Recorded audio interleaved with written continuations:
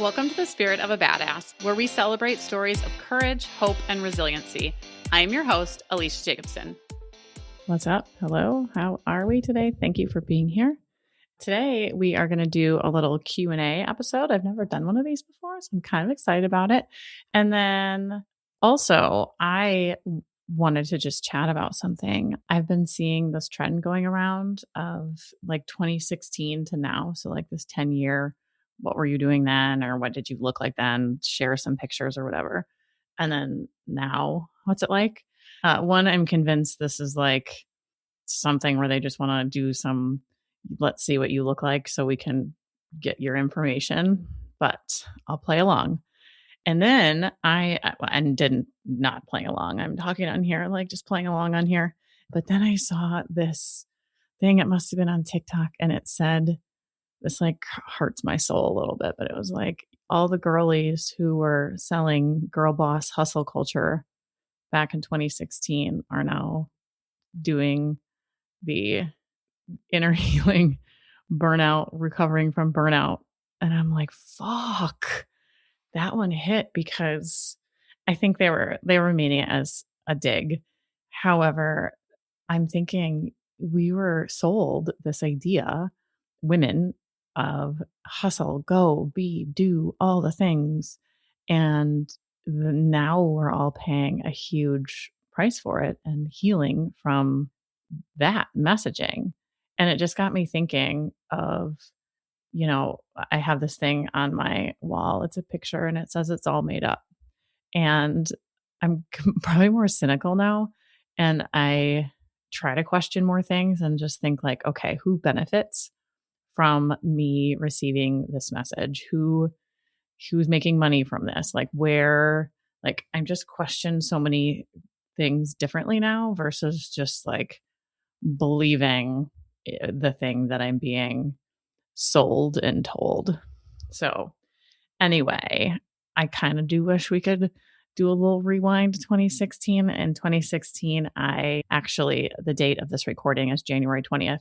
And January 20th, 2016 was my first day in Gym 608, where I taught my first class. So 10 years ago today, I was teaching my first class and I just opened up the gym. I mean, I was super excited about it, but I had a year-old baby and built out a gym, was not sleeping, not taking care of myself. I was nursing, all the things. And I had this idea, like literally, I remember taking a picture of my daughter playing at the gym and me working. And that was my ideal, was to be able to be 100% mom and 100% worker. And that was just a bad thing that I was striving to be. So not doing that anymore, but it took me a long time of kind of undoing that messaging and really thinking what's important to me and why is this important to me versus just taking in the messaging and then almost regurgitating it out also. So anyway, I am thankful that is no longer the messaging.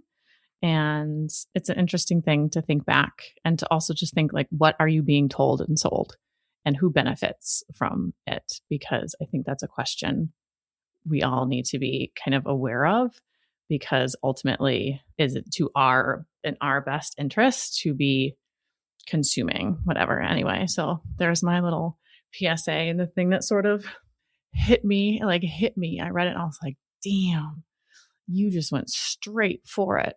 But anyway, let's get into the Q&A for today. And I don't have my glasses on. I'm really struggling with the whole like eyesight thing. I have new glasses and they're bifocals, and I have heard that you have to wear them for a week so they feel right, but they give me like, it's so distorting in my eyes, and that just frustrates me. And I'm like, I got enough shit. I do not need my eyeballs. So anyway, I'm going to struggle to read my handwriting with these questions, but I'm going to do my best here. So the first one is, what advice would you give someone who wants to start but is stuck? And I'm assuming, considering my line of work, I'm assuming that start is something with like a habit or health and fitness or something like that. And what advice would I give someone who is feeling stuck but wants to start? My advice would be to start so small. I fucking know. We are sold again this idea of we have to do everything, be everything, and everything needs to look a certain way. And that's just bullshit. It's not real. It's not true. Who benefits from that? Like, certainly you don't. I don't. And if you can think, if you're stuck, what needs to happen to get you unstuck?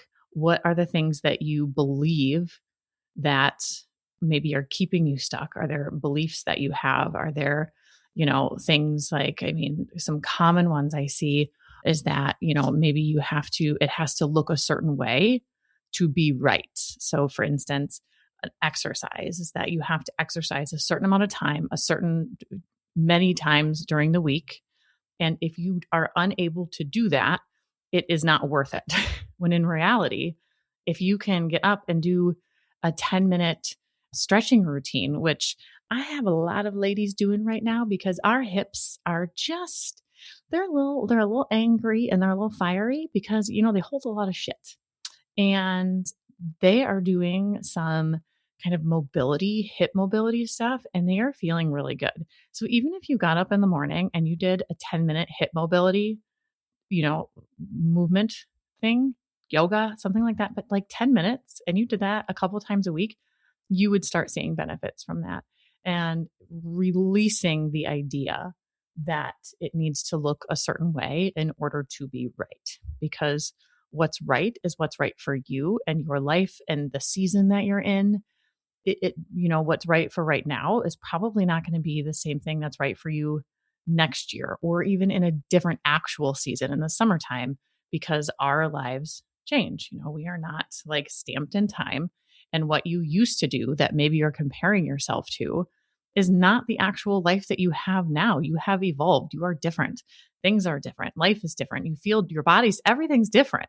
So comparing yourself to a version of you that no longer exists, or a version of you that has never existed that you think is this kind of like perfection that you have to aim for, only keeps you stuck. It only keeps you right where you're at and making absolute zero progress. So my advice would be to start at the very, very smallest first step and repeat that for 2 to 3 weeks. And that could look like 10 minutes of whatever it is.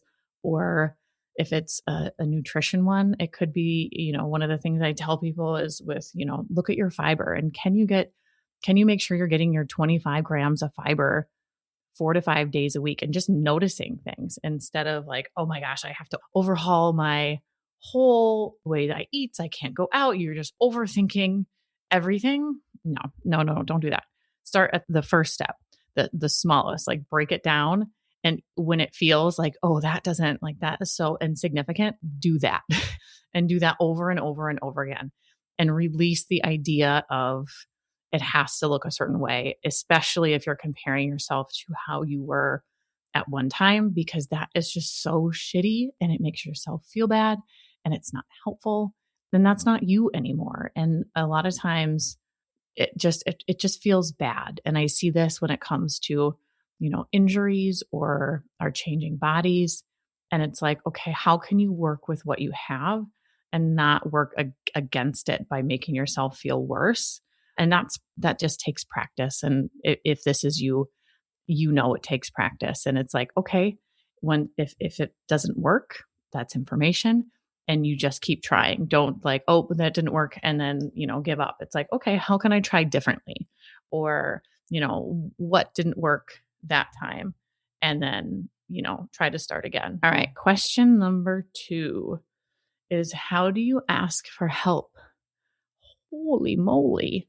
Well, I can't remember what podcast it was on here, but I have done podcasts on asking for help and how we have been conditioned to essentially do everything on our own. So I am a big advocate for asking for help. I think asking for help in different things for work, if it's, within your career area, I would say, practicing not only just asking for help, but not taking on tasks that are not yours to take on. And then looking, do you need to delegate? What does it look like to have these conversations with people if you have them, to meaning people around you that you could be delegating to, and then asking them to take things on. And then when you're asking for help, and this goes for everything, it's like if you're going to ask for the help, sometimes you might have to release some of that control over the way that it looks, and it might not look the way that you want it done, and that might need to be okay. And then how do you have the conversations around, okay, here are my expectations, here's what I need, and then also knowing like this is, you are not the one doing it, so it's not going to look exactly like you want it done.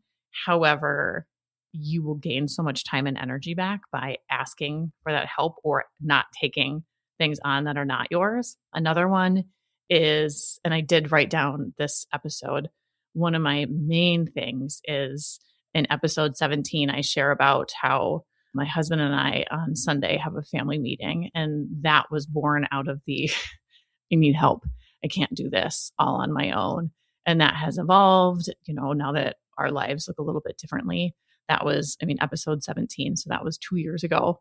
And we had been doing it for probably a year and a half then. So as our life has evolved, so has our meetings and what we ask for. But it's essentially like keeping each other in the loop of what's going on in life so that we can show up for each other. So we know what's happening during the week where it's like, okay, these days we might need more help. Or, if there are significant things in the week where our energy might be more drained or our time might be more drained, that we would be able to show up for each other in that way or help out or, just do something.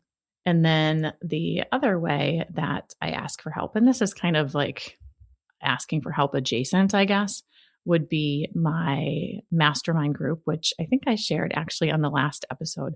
But we get together every single month. It's not necessarily asking for help, but it's kind of stating what our needs are and problem solving a little bit. So that's a really nice way when you can get in community with people, because we're kind of going through life isolated. And when you go through life isolated and you don't have access to people or other ideas, or sometimes it might not even be that you necessarily need help per se, you just need to talk through it. A lot of the things when I'm working with people is like, they a lot of times you already have the answers. You just need to process or do something so that you can realize like, oh, here are all these other options that I had, but you don't know that when you're just in your head. So my mastermind group is really good for that. And then also my coach that I work with is really good for that, because I can kind of figure out, if I do need help, what help and support do I actually even need? But just having another person around that I can do those things with and process and problem solve and all of those things, where it's like that, and it swirls around in your head and it seems so much bigger. And then as soon as you can kind of take it out of your head, it's like, oh, like this is manageable. I can definitely do this. And we do that like when my women's coaching circle, the badassery is going to be a container for things like that. So how I ask for help is one, just like knowing what is my capacity? What do I need help with? And who are the people that can help me with that? And then also by just talking things, I'm a very like, I need to talk things through and then kind of figure out what is it that I truly need help with. And, sometimes there's been a little bit of struggle with me as of lately asking for help, especially with things around my house and my family and my children. And I'm not quite sure what that is. I think it's because I feel like this, like time is a interesting piece right now of it's sort of fleeting. So I kind of have been more like hunkered down within my home. So I'm like, oh, I'm not wanting to kind of ask for help. And that's not really like I can't ask for help. It's like I'm not choosing to ask for help with certain things right now because I just want to be the one doing it. Like my son being home, like I'm wanting to be the one kind of doing the things right now, just because it feels like, oh, I only have this small amount of time and space and I want to be pouring myself into it. But that is a choice that I'm making. That is not a me thinking like, oh, I have to do everything. Like that is not that thinking. Like I'm actively choosing that. So that's an interesting thing. All right, moving on to the next one. Tell me about your food noise. Ooh, okay. So food noise, that is a big one. And that I'm sure that I have shared on here a couple times. I used to have insane, crazy food noise going back to, gosh, early 20s, maybe even, I can't remember really in high school, but I bet you it was like right after high school when I was kind of showed, I guess, bodies and not really bodies, but like when you kind of have the awareness of bodies and what you're being told and how you're being told it in TV shows. I wonder if that was like the rise of reality TV. I kind of feel like it was. And that that was difficult. And I remember thinking a lot about food. My messaging kind of growing up was that I guess I would say it was more like eating less is better, like healthy, but not in the progressive healthy, more of like a little bit of shame around food and, no shade to, my mom. She was doing what she could with what she knew and the tools that she had. So, like, no shame. However, no shade, I guess, and shame too. But food noise was a big thing. Like I would obsess over food when I knew that there was sweets. I would obsess over that. There was a lot of binging that happened. That was really hard. And I had that probably until time gets a little blurry, but I would say like it has been 100% gone probably 5 or 6 years ago. So like right before like 2020, probably like gone, which it's one of those things where you don't notice it until it is gone. So saying like, oh, this one thing fixed it. There isn't one thing that fixed it. I think it was just so many things and learning and unlearning and realizing like what actually is important and noticing the things I was thinking. And when I was like, the restriction did not, the restriction did not work at all because all that did was create more wanting to think about food. One of the things that did work for me was making the decision before I purchased the food, what to bring in and what to bring out. Like I wasn't going to bring things in. Like a big thing for me was like Oreos, chocolate, ice cream, things like that. So I just wouldn't purchase them for a while because it was like, I don't want to have to make that decision and waste my energy thinking about it all the time. And that's one thing, like I know you've heard me say, like, I don't like thinking about food. I really hate thinking about food. And it's probably a result of having to think about it for so often. And like just making the decision prior to going to the store. That was before you could just online pick up and just deciding like, I'm not going to get it because if you can kind of take out like how many decisions can you remove so you don't have to be thinking about it all the time. I think that was a really important thing for me was to make the decision beforehand. But then also, I think just trying to release as much as I could, releasing the guilt, releasing the shame, and just kind of noticing like, oh, I'm thinking about this, and then trying to stop. So there wasn't just one thing when it came to food noise. I think it was so many things. And then I really just think there was like this, like, I don't give a fuck anymore. I don't give a fuck. Like I remember when I was, let's see, so I went to the UW coaching program in 2018, I believe. And then shortly after that, I took an integrative health coaching program just to kind of stack them a little bit.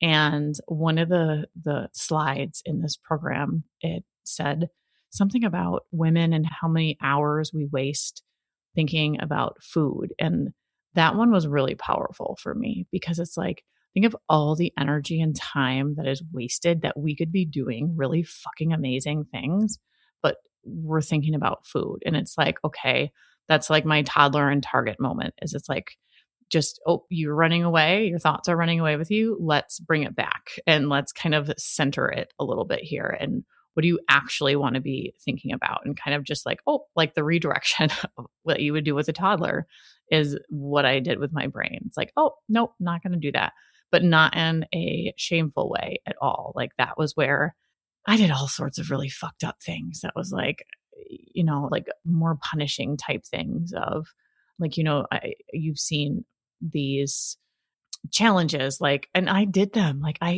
with people and just all these things that put this emphasis on looking a certain way, eating a certain way, that in such an icky lens. And I think getting away from that and realizing like, oh, this is not good for people and this is not good for me. So just noticing around me, noticing in my head, what are the things I was thinking, and then redirecting it and thinking what it really matters and what's important, and trying but not trying, like this delicate balance of not putting too much energy into it, but then also thinking like, what the fuck is important?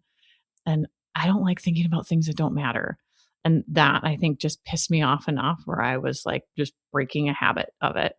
So that is how kind of my path to it. I think everybody is different, but I really just think, not shaming yourself and releasing the things that you notice that come up, and just like notice them and work with them a little bit. You know what yours are, you know where your kind of triggers with it are, but also I think making decisions, as many decisions as you can ahead of time, was helpful for me, because then it wasn't like I was obsessing over things. All right, next one. Why did you choose training and coaching? So this is like my job. Why did I do this? Let's see. For training, I just realized how, like, this wasn't what I set out to do. I wanted to open a preschool is what I actually wanted to do. Like, that was my life goal when I was in high school. So I wanted to go into early childhood education and open a preschool. And then I realized, no, no, I don't. No, I don't want to do that. But I took all of there was so much learning that went in kind of into that path. And then after I had my first batch of children were little, I realized just how powerful your body was. And I'd already kind of realized this prior, but I realized how much you could change by moving your body, and especially in the mental aspect. And then that kind of just lended itself to training. Now, I did work for several different gyms, and then I quickly realized that I should not work for anybody because I don't like being told what to do. It's been funny because I've been having the itch again. I actually even looked into getting my training certification again, because I'm like, oh, I think I want to start teaching again. Like, I don't know, but I worry because I don't like being fucking told what to do. I do not like anybody telling me what to do.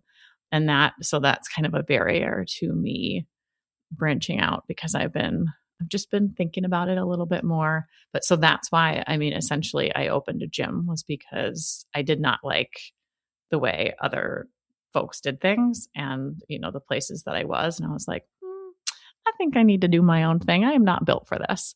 And then coaching, naturally, it's a part of the gym world, because the mental and emotional aspect of being physical, there's so much. If you've worked out before, you realize even on a walk how much bubbles up while you're moving your physical body. And here I am, holding space for people and helping them kind of problem solve. I didn't really understand what coaching was at the time. I thought it was just like giving advice. Like, I truly had no idea.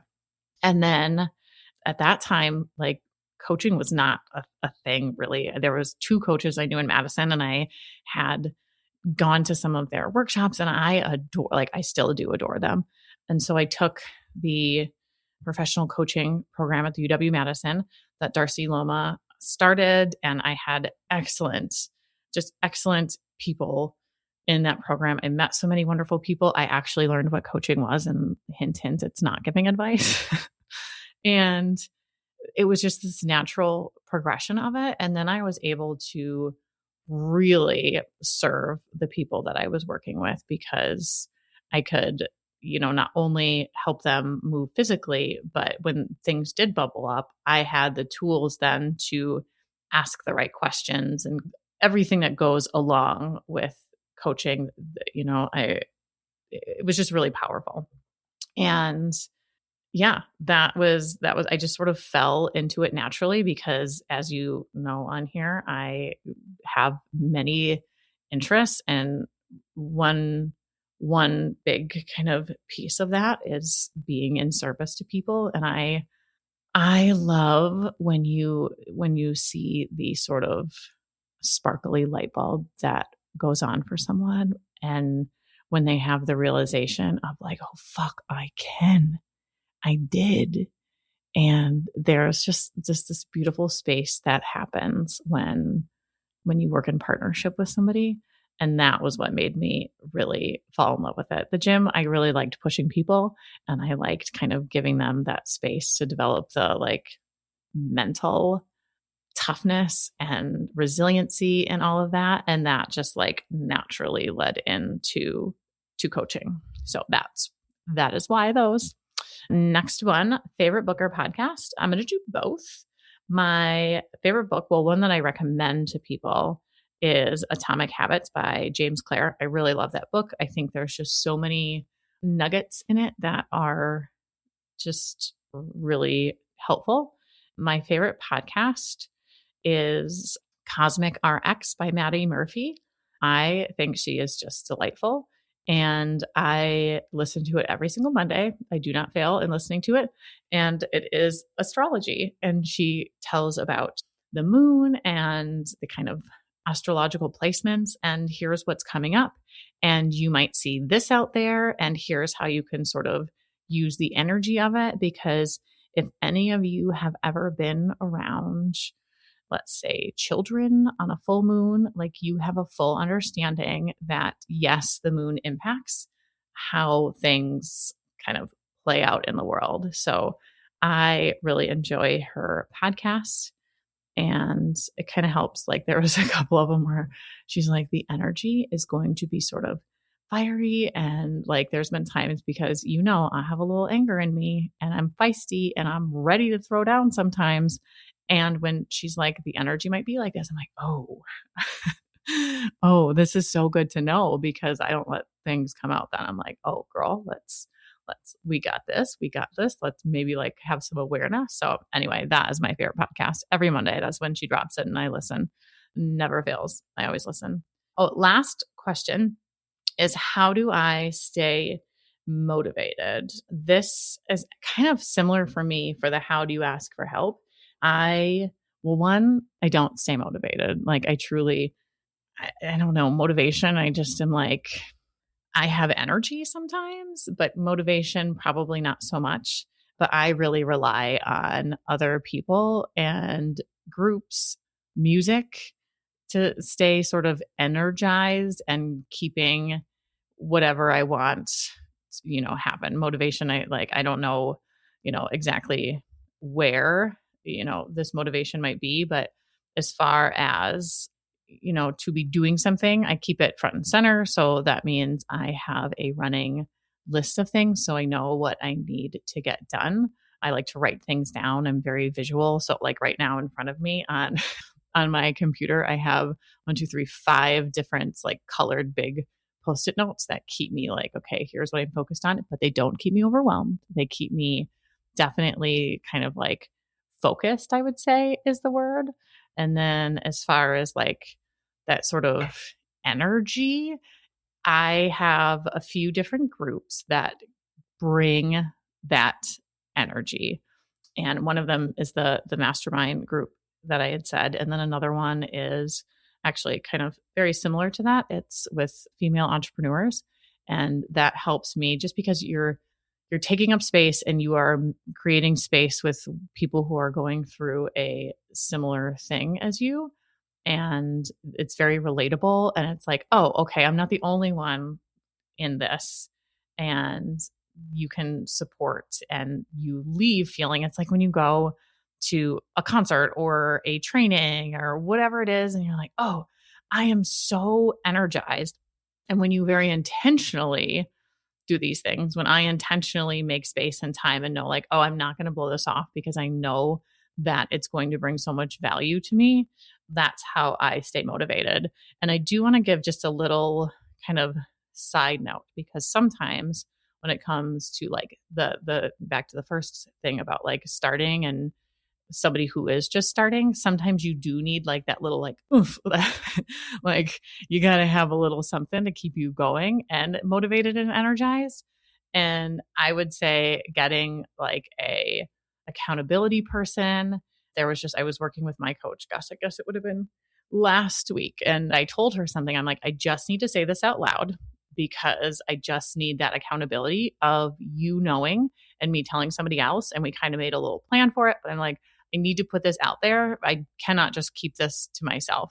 And that is another thing, is sort of like bringing other people along for your journey and kind of, when you see those, like I just saw it recently where you have a match and you light one match and it lights all the matches next to it and it keeps the sort of light and fire going. That's kind of how it looks like. It's like, okay, how can I, or we together, us, line up all of our light and our energy and sort of use that as big fuel. So that is how I stay motivated, is by creating kind of community of people who are doing similar things. And that is what I essentially do for the people I work with in the groups that I hold, is doing that, because inside those containers, it's like, it's not motivation per se, but it's like you're giving a voice to what it is that you want to do or call in, or your plans. And then you have other people that are holding space for you and accountability and all these things. So that's how I do it, and how I do it for other people is, where can you find community and kind of use other people to keep you motivated? Because I don't know, I just think motivation, like you can only stay motivated for so long, and then it fizzles out. So I just like kind of bouncing off other people's energy. All right, that is it for today. Thank you. And I just thank you for being here, as always, and I will see you next time. Spirit of a Badass is a Lit Path Studios podcast and is produced by Jamie Gale and Alecia Jacobson. Music by Shane Ivers. We'll be back with another inspiring interview. Until then, keep your spirits high and your energy badass.